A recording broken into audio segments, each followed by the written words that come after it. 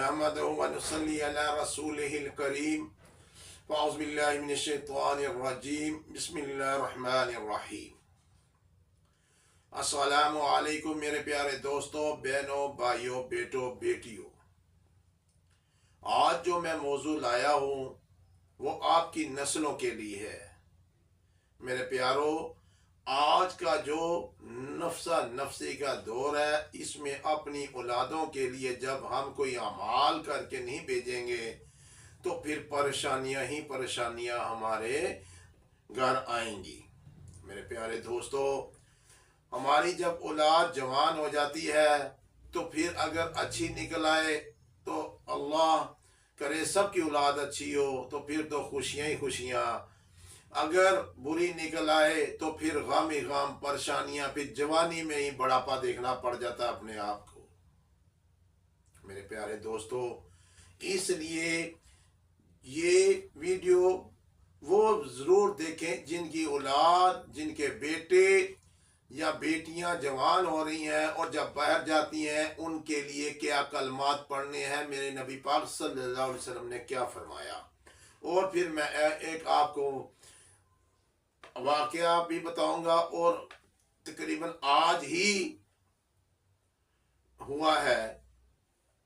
मेरे दोस्तों, हजरत अब्दुल्ला बिन मसूद रज़ी अल्लाह ताला अन्हु फरमाते हैं, नबी पाक सल्लल्लाहु अलैहि वसल्लम के पास एक आदमी आया और उन्होंने कहा कि या रसूलल्लाह, मुझे अपने माल, अहलो याल से के बारे में बहुत डर लगता है।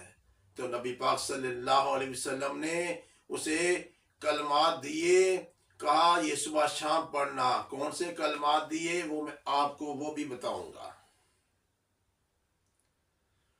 कलमात दिए तो उसने कहा कि ये सुबह शाम पढ़ना।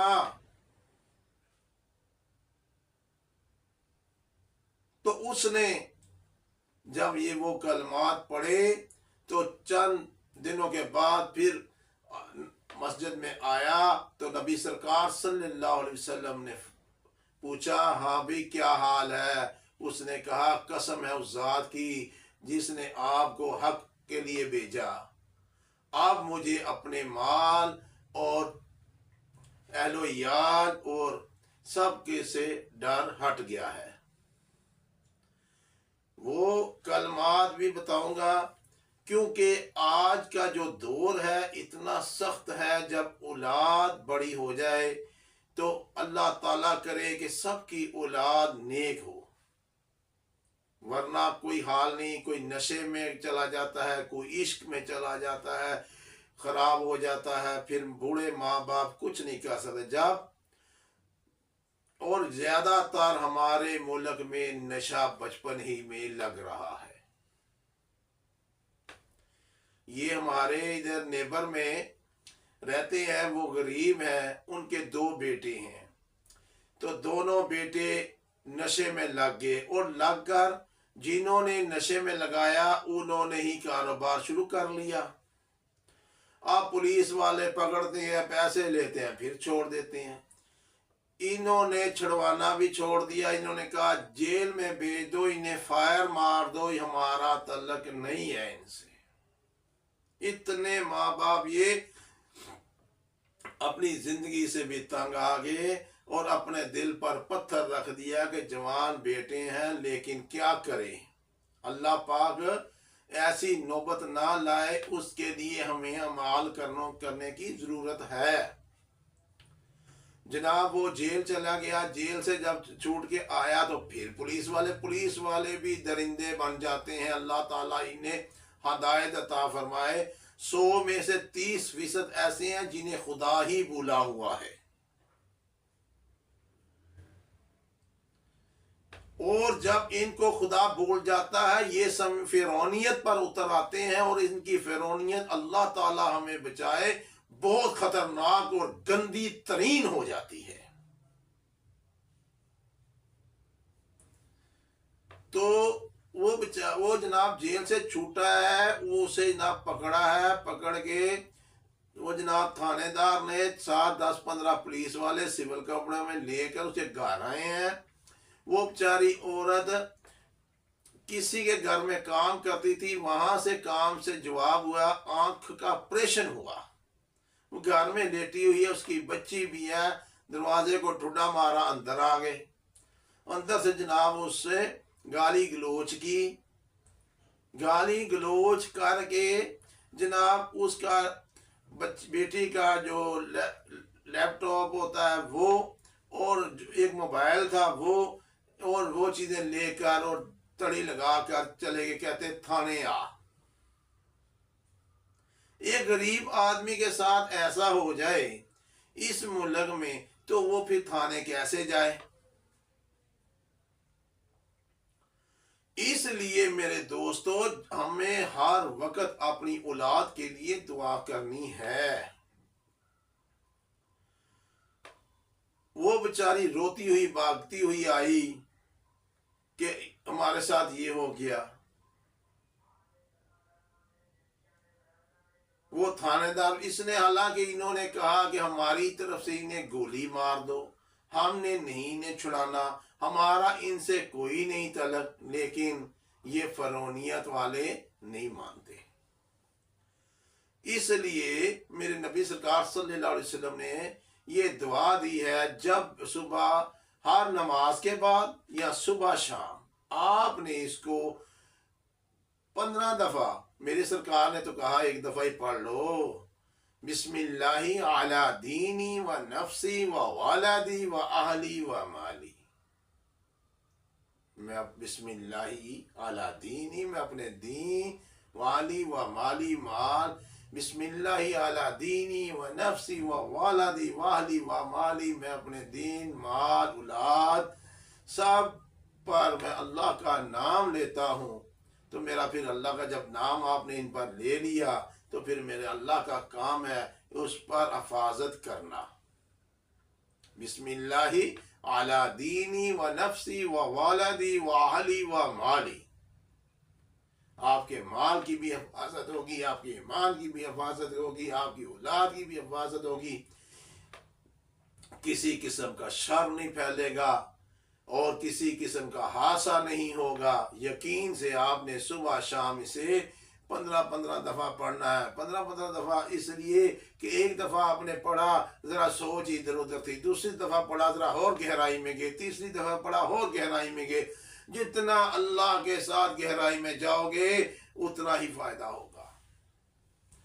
دوسرے نمبر پہ جن کے بچے راہ راست سے الجھ گئے ہیں، آپ نے وہ سوئے ہوئے ہیں تو آپ نے ان کے سرانے نماز پڑھ کے فجر کی یا عشاء کی یا کسی ٹائم ایک تسبیح جب سوئے ہوئے ہیں اس کے سرانے بیٹھ کر اللہم نجعلک فی نحورہم نعوذ بک من شرورہم، اللہم نجعلک فی نحورہم نعوذ بک من شرورہم. آپ نے یہ ایک تسبیح پڑھنی ہے اس کے سرانے بیٹھ کے. جب آپ نے یہ پڑھ لینی ہے تو انشاءاللہ تعالی وہ راہ راست پر آنا شروع ہو جائے گا کہ میرے اللہ، اللہم نجعلک فی نحورہم نعوذ بک من شرورہم. ایک تسبیح اس کے سرانے اول آخر 3 دفعہ یا 5 دفعہ یا 7 دفعہ درود پاک پڑھ لیا کریں. اسی طرح چند دن پہلے ایک بچہ 20 22 سال کا بچہ، جب انسان لالچ میں آتا ہے نا تو پھر وہ یہ جو درندے ہوتے ہیں، یہ ان بھیڑیے وہ ہوتے ہیں، وہ لالچیوں کو پکڑتے ہیں، انہیں سبز باغ دکھاتے ہیں. اس بچے کو بھی ایک پولیس والا تھانہ ٹھوکر کے پاس ہے، اس نے کہا آ تجھے پولیس میں بھرتی کرا دوں. جناب لے گیا، وہاں پہ اسے پیسے لیتے رہے، اسے آئس کا نشہ کرا کے 3 مہینے اپنے کام کراتے رہے. 4 ساڑھے 4 لاکھ بھی لے لیا. وہ اسے نہ روٹی دی نہ پانی، گھر کے کام کرواتے رہے. ایسے تیلا ہو گیا، پھر وہاں سے بھاگ کر آیا. اب وہ فرعون پتہ نہیں کتنے لوگوں کو ایسے جھانسا دیتا ہوگا. جو بچیاں جو بچے، اس لیے میں کہتا ہوں فرش والے سے زیادہ عرش والوں کے ساتھ، عرش والے کے ساتھ تعلق رکھو، فرش والوں سے تعلق نہ رکھو، عرش والے سے تعلق جوڑو، اپنے بچوں کو ہمیشہ طاقتور بناؤ۔ آپ نے دیکھا نہیں کہ پٹھان ہے، اس کے 5 بچے ہیں، 7 بچے ہیں، 3 بیوی ہیں، 12 بچے ہیں، نماز پڑھیں گے ٹائم پہ، ہر ایک نے کسی نے مونگ پھلی کی ریڑھی لگائی ہے، کسی کو جوتی پالش کر رہا ہے، کوئی جناب عالی اپنا کاوا بیچ رہا ہے، لیکن طاقتور ہے اندرونی طور پہ۔ ہم اندرونی طور پر طاقتور نہیں رہے، ہم لالچی ہو گئے ہیں۔ ہمیں جب کوئی سبز خواب دکھاتا ہے کہ یہ پیسے تھوڑے سے دو، اتنا کاروبار ہو جائے گا، آؤ تجھے جاب دو، ہمارا اکثر بچیاں اور بچے اپنا آپ گوا بیٹھتے ہیں، بچیاں عزت گوا بیٹھتی ہیں۔ یہ ماں باپ کا کام ہے کہ ان کی تربیت کریں۔ کوئی بھی لالچ دے ہمیں نوکری کی ضرورت نہیں، کوئی بھی لالچ دے ہمیں باہر جانے کی ضرورت نہیں، ہم خود طاقتور ہیں، ہم خود اللہ سے مانگنے والے ہیں اور ہم دینے والے ہیں۔ میرا اللہ دے گا بھی، اور اتنا دے گا کہ آپ لوگوں کو بانٹیں گے۔ اگر زیادہ رزق کی تنگی کی ضرورت پڑ گئی ہے، جتنی دفعہ آپ گا رہا ہو تو آپ ایک درود پاک پڑھو صلی اللہ علیہ وسلم، اور سورہ اخلاص پڑھو 3 دفعہ، اور کہو السلام علیکم۔ چند دنوں میں ہی آپ کا رزق اللہ تعالی بارش کی طرح ہونا جب ہوگا، اور ہمسایہ بھی اس کا فیض لے گا۔ جتنی مرضی غربت آ جائے، جتنے مرضی فاقہ آ جائے، لیکن اپنے آپ کو ظاہر نہ کرو، کمزور نہ بنو کہ دوسرے درندے بیٹھ کے آپ کو نوچ لیں۔ وضو کرو، اور وضو کر کے آپ جائے نماز پر بیٹھ جاؤ اور اس سے مانگو، اس سے رابطہ کرو۔ باہر مانگنے سے، باہر کہنے سے بہتر ہے اس سے مانگو۔ 1 دن نہیں دے گا، 2 دن نہیں دے گا، 3 دن، چوتھے دن خود بخود ڈائریکٹ۔ جس مومن مسلمان نے 3 دن فاقہ آیا اور صبر کیا، ان اللہ مع صابرین، اس کے ساتھ میرا اللہ ہو جائے گا، اور اس کو 1 سال کی ڈائریکٹ روزی کا انتظام ہو جائے گا۔